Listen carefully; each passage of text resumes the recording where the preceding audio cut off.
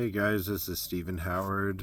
My dog Yucca and Rio are warm in their beds inside the off-grid cabin with Lori.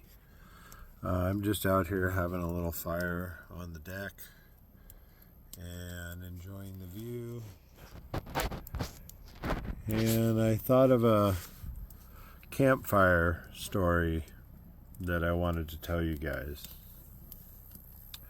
So I ran away from home the first time. I think I was around 13 years old. My parents were getting divorced, and I ran away from Tahoe and went to Yosemite Valley, and I was with a climber named Ken Ariza, and my climbing partner Joe Messick was back in Tahoe, and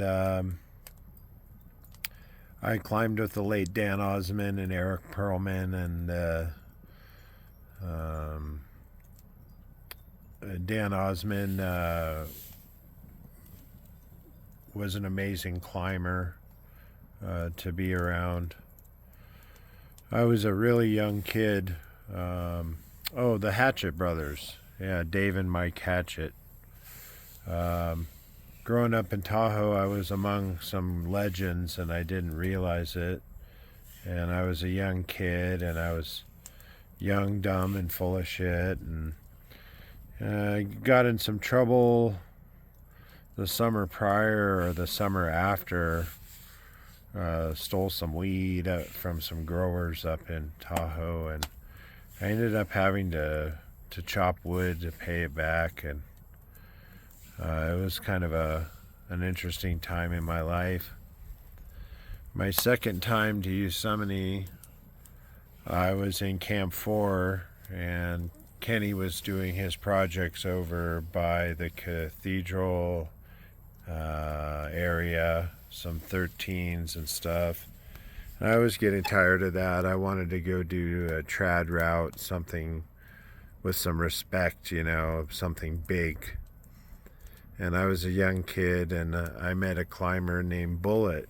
And Bullet was 26 years old at the time, so a lot older than I was. And he had never been more than about 500 feet off the ground, rock climbing.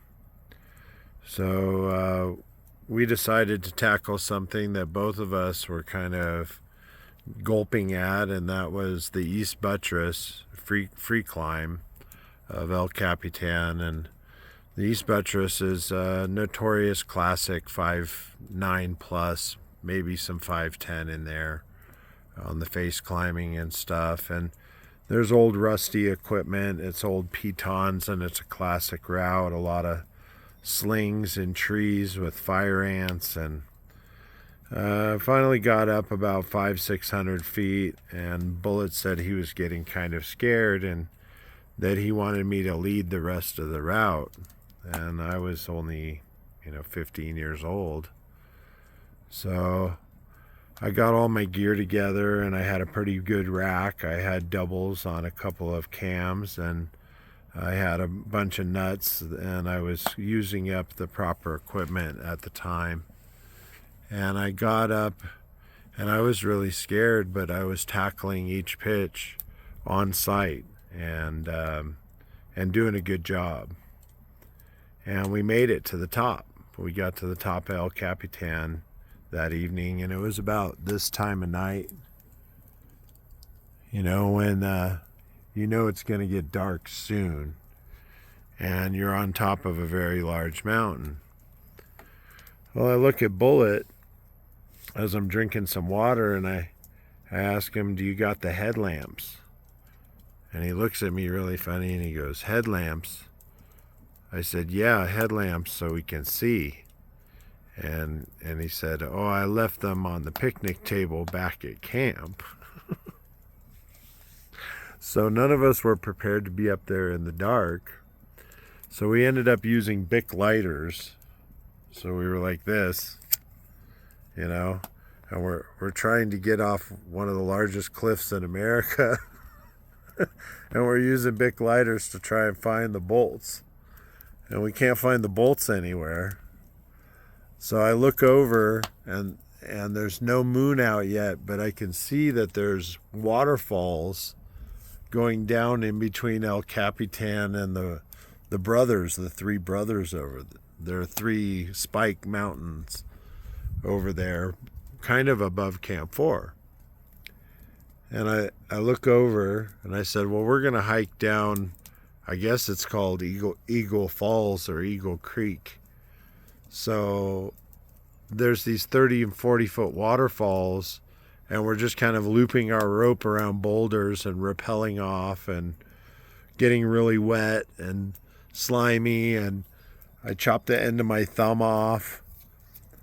And we get down and it's really, really, really, really dark in the forest, and we're just stumbling through stuff, going down, down, down. And it's so dark that we're so exhausted at this point after the day we've had that we decide to lay down on this big boulder.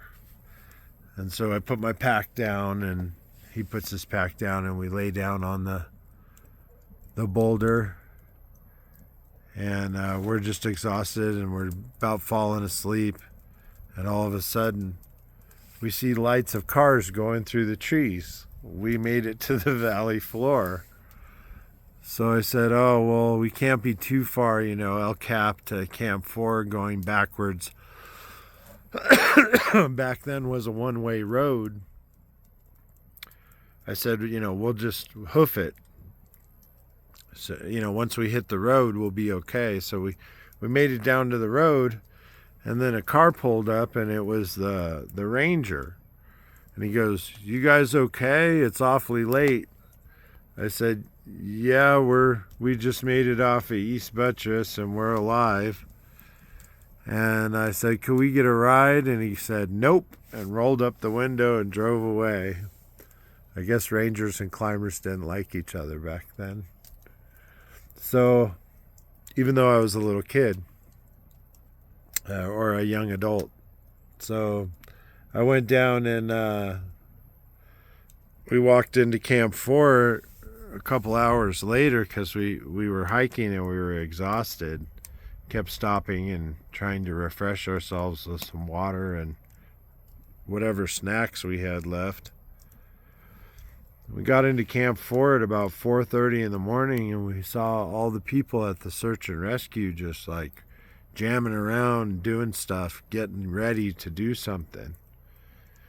And I walked up to them, and the guy shined a headlamp in my face, and I said, what are you guys doing? Is everything okay? And he goes, no, we were coming to look for you guys. I guess Ken Arizo was really scared because we overstayed our visit to El Capitan by about 7 hours. And he was alerting search and rescue that they needed to go look for me and my friend. And the moral to the story is always bring your headlamp in the dark, and be prepared, whatever comes your way, kind of roll with the punches and do the best you can, and you might make it to the top of El Cap. So that's my bedtime fire story. I think I'm gonna say goodnight. See you soon. Blessed.